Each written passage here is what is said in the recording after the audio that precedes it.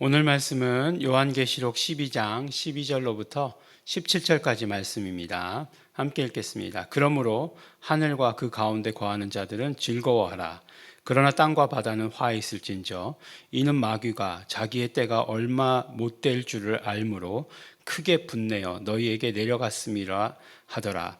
용이 자기가 땅으로 내어 쫓긴 것을 보고 남자를 낳은 여자를 핍박하는지라. 그 여자가 큰 독수리의 두 날개를 받아 광야 자기 곳으로 날아가 거기서 뱀의 낯을 피하여 한 때와 두 때와 반 때를 양육받음에 여자의 뒤에서 뱀이 그 입으로 물을 강같이 토하여 여자를 물에 떠내려가게 하려 하되 땅이 그 여자를 도와 그 입을 벌려 용의 입에서 토한 강물을 삼키니 용이 여자에게 분노하여 돌아가서 그 여자의 남은 자손 곧 하나님의 계명을 지키며 예수의 증거를 가진 자들로 더불어 싸우려고 바다 모래 위에 섰더라.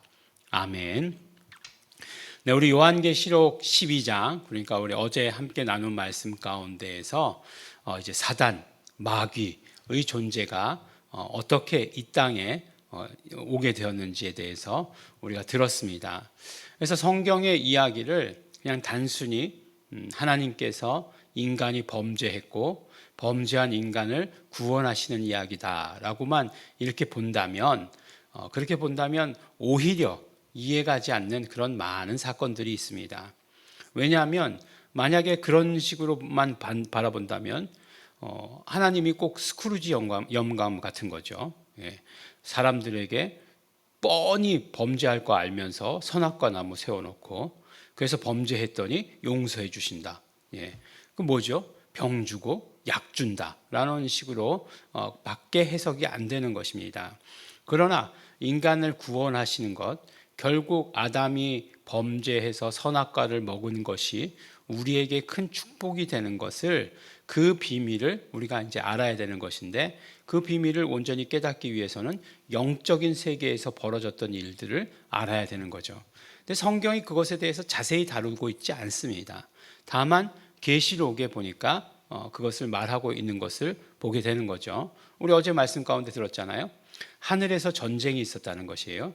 미가엘과 그 천사들, 그리고 이 큰 용이죠. 마귀, 사단이라고 하는 것들과 그 쫄자들, 또 똑같은 안겔로스를 썼어요.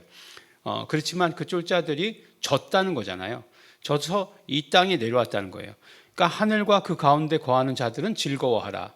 하지만 어떻게 됩니까? 땅과 바다는 화했을진저라고 이렇게 얘기하는데, 지금 우리가 어디에 있어요? 땅에 서 있잖아요. 그러니까 어떻게 됩니까? 정말 그 마귀가 자기의 때가 얼마 못된 줄을 알므로 크게 분내어 너희에게 내려갔습니다. 이렇게 얘기하고 있죠. 그리고 이제 내려와서 하는 게 뭐죠? 내어 쫓긴 것을 보고 남자를 낳은 여자를 핍박하는지라라고 이렇게 얘기하고 있습니다. 남자를 낳은 여자. 그럼 아들이 있는 모든 여자들을 다 얘기하는 건가? 라고 하는 생각 들기도 하고, 그 다음에 이제 대표적으로 남자를 낳은 여자, 그러면은 이제 우리가 그 성경에서 이제 남자가 남자를 낳고 이렇게 마태복음이 그렇게 돼 있잖아요. 족보가. 그렇다가 어떻게 돼 있죠? 여자가 남자를 낳았다라고 하는 그런 이야기로 돼 있잖아요. 마리아잖아요. 마리아인가? 예, 그런 생각이 들기도 하죠. 근데 그때까지 또 마리아가 계속되면 또 더 헷갈리는 거죠. 지금 예수님 오셔가지고 이미 예수님 하늘나라 우편에 하나님 우편에 앉아 계시는데 마리아를 또 이렇게 이야기한다는 것은 또 안 되는 거죠. 그래서 어제 이제 여자에 대해서 나올 때 뭐라고 얘기했습니까? 뒤에 태양을 짊어지고 이게 후광을 입고서 머리에 12별이었나요? 7별이었나? 12별이었나? 12별이 있고, 그 다음에 달을 발 아래 두고 이런 모습으로 나오지 않았습니까?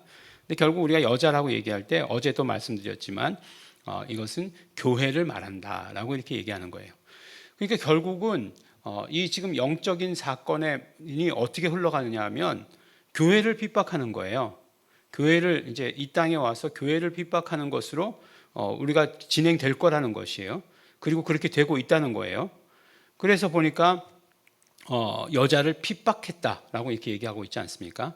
핍박했는데 그런데 그 여자가 큰 독수리의 두 날개를 받아 광야 자기 곳으로 날아가서 그 뱀의 낯을 갑자기 용이라고 했다, 뱀이라고 했다, 그 막 그냥 여러 가지로 나오는데 다 똑같은 거예요. 예, 뱀의 낯을 피하여 한 때와 두 때와 반 때를 양육받음에 이렇게 얘기하고 있습니다. 그럼 뭐 이게 2년 반인지 뭐 2달 반인지 2주 반인지는 모르지만 어쨌든지 간에 어떤 그 기간 동안을 양육받았다라고 이렇게 얘기하고 있어요. 이게 무슨 얘기냐? 그렇죠. 분명히 교회는 하나님께서 건져내셔서 보호하신다라고 하는 그런 의미죠. 이게 뭐 어떤 모습으로 어떻게 뭐 두 날개가 무엇을 의미하고, 그래서 두 날개 하도 이렇게 여러 번 들은 것 같은 그런 얘기가 생각이 나가지고 두 날개라고 얘기하는 그들 있어요. 그렇게 열심히 두 날개 사역을 하는 그런 공동체가 있습니다. 그 공동체에 대해서 제가 뭐 어떻게 평가하고 그러는 건 아니지만 있다는 거예요. 있어요. 근데 이제 보니까 우리가 독수리의 두 날개라고 이렇게 되어 있으니까 이 말씀, 오늘 주시는 말씀의 포인트는 교회가 성장하고 양육 그런 의미가 아니라 분명히 보호하신다라고 하는 의미죠. 하나님께서 두 날개를 받아 광야의 자기 곳으로 날아가서라고 이렇게 얘기하고 있잖아요. 예. 그리고 나서 보니까 여자의 뒤에서 뱀이 그곳으로 갔는데도 그 입으로 물을 강같이 토하여서, 그러니까 완전히 막 수장시키려고 그랬나 봐요. 그랬더니 땅이 그 여자를 도와서 입을 벌려서 용의 입에서 토한 강물을 다 삼켜버렸다라고 이렇게 이야기하고 있어요. 그러니까 분명히 그 요한계시록에서 말씀하고 있는 것은 재난이 있다는 거잖아요. 재난이 있다는 것인데 보호받는다는 거예요. 누가? 교회가. 교회 안에 있는 성도들이 보호받는다라고 하는 것을 오늘 끊임없이 말해 주시고 계십니다. 그러니까 우리가 이제 이 흐름을 정리해 볼 수 있죠. 영적 존재가 하여간 이 땅에 나타나게 된 것은 하늘에서 전쟁이 있었다는 거예요. 그게 뭐 언젠지는 잘 모릅니다. 성경에서 구체적으로 말씀하고 있지 않기 때문에 전쟁이 있어서 이 땅으로 쫓겨왔는데, 그래서 그 사망 권세 잡은 자, 마귀, 사단, 속이는 자들이 쫓겨왔는데 예수 그리스도께서 이 땅에 오셨잖아요. 이 땅에 오셔서 하신 일이 뭐예요? 그렇죠. 마귀를 없이 하시며 라고 이렇게 되어 있는데 결국 그 십자가의 사망 권세를 달아놓으셨잖아요. 그래서 이제 마귀는 가지고 있는 모든 무기들을 다 빼앗겨 버렸어요. 그러니까 지금 어떻게 돼요? 하는 일이 속이는 일만 남았다는 거죠. 계속해서 마지막까지 이제 얼마 남지 않은 줄을 알고 핍박했다라고 이렇게 얘기하잖아요. 그래서 그런 일들을 계속하고 있다는 거예요. 속이는 일들을 계속하고 있다는 거예요. 그러니까 우리가 지금 이제 가장 해야 되는 일은 뭐냐면, 그렇죠. 계속해서 우리가 가지고 있는 것들을 지키고 배반하지 않고 그 이름을 사용하고 속임에 빠져서 넘어가지 않는 것. 그것이 너무너무나 중요합니다. 속이는 것들 지금 너무너무나 많이 있어요. 주변에 뭐 여러분들 아주 그냥 아차하면 속게 되어 있는 것들 엄청나게 많이 있습니다. 우리 평범한 사람들은 사기치는 사람들의 그 술수를 이길 수가 없어요. 그 선이 악을 이긴다라고 하는 낭만적인 생각을 갖고 있는데 악이 그렇게 만만하지 않습니다. 악은 선에게 지지 않아요. 지지 않습니다. 근데 이렇게 얘기하면은 이제 갑자기 이제 그러면은 갑자기 어떻게 횟가닥 뒤집어졌느냐라고 물어볼지도 모르겠지만 그렇게 만만하지 않다는 거예요. 속이는 것을 이길 수는 없어요. 어떻게 해야 되느냐? 그렇기 때문에 우리는 도우심이 필요한 거예요. 보호가 필요한 거예요. 어떻게? 교회라고 하는 이 안에 있어야 되는 것이고 성령님의 인도하심이라고 하는 그런 어떤 우리에게 보호가 예수 이름으로 보존받아야 된다는 것이에요. 예수님께서 예수 이름을 가르쳐 주시고 뭐라고 얘기하십니까? 아버지께서 내게 주신 이름으로 그동안 내가 저희들을 보존하였다는 것이에요. 그런데 이제는 어떻게 됩니까? 아버지께서 내게 주신 이름으로 아버지께서 저희를 보존하여 주십시오 라고 이렇게 얘기하는 거잖아요. 보존한다는 것이 무엇이에요? 악에서부터 보존해 주신다는 거잖아요. 그 악의 안에 있지 않게 하여 주시고 하나님 이름 안에, 예수 이름 안에 있게 해 주십시오 라고 하는 것이 예수님의 마지막 요한복음 17장의 기도 가운데 핵심이었어요. 그러니까 우리가 예수 이름 안에 있다는 것, 결국엔 우리가 이 제도적으로 봤을 때 교회 안에 있는 거죠. 교회 안에서 예수 이름 부르고 정말 마지막에 뭐라고 말씀하고 있어요? 그 여자의 남은 자손 곧 하나님의 계명을 지키며 예수의 증거를 가진 자들이라고 말씀하고 있잖아요. 그런 자가 되어야 되는 거죠. 하나님의 말씀을 우리가 지키고 그 다음에 그 증거를, 예수의 증거를 가진 자가 되어야 되는 거죠. 예수 이름 불러서 예수 가진 증거들을 우리가 경험해야 되는 거죠. 교회 안에서 그것을 말씀하시고 있습니다. 그러니까 요한계시록이 계속해서 우리가 이제 예수님 승천하시고 나서부터 예수님 다시 오실 때까지의 성도의 삶에 대해서 구체적으로 말씀해 주고 있다고 말씀드렸죠. 교회의 생활을 열심히 하는 것 너무너무나 중요합니다.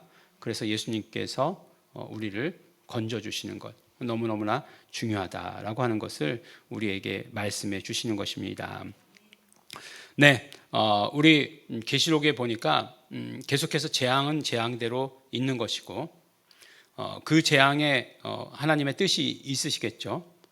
그러나 그러한 어떤 재앙 가운데 우리가 그냥 휩쓸려 가게 두지 않으시고 우리를 언제나 보호하시고 지켜주신다는 말씀, 그 약속을 해주고 계십니다.